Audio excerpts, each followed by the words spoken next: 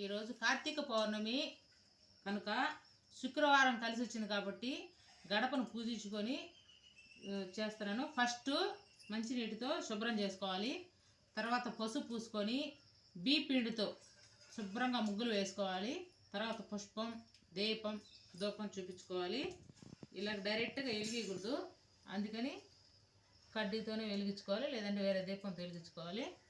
ఇలా ధూపం సర్వమంగళ మంగళ్యే శివే సర్వార్థ సాధకే త్రయంబకీ దేవి నారాయణి నమోస్తుతే. ఓం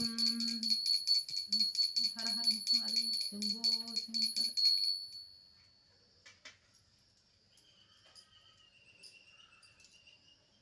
మమ్మల్ని చల్లగా చూడతల్లి, మా ఇంటిని మా ఇంట్లో వాళ్ళందరినీ చల్లగా చూసి అందరూ బాగుండాలి, అందులో నేను ఉండాలని మనస్ఫూర్తిగా ఆశీర్వదించు తల్లి. ఇటువంటి మంచి మంచి వీడియోస్ కావాలంటే నా ఛానల్ సబ్స్క్రైబ్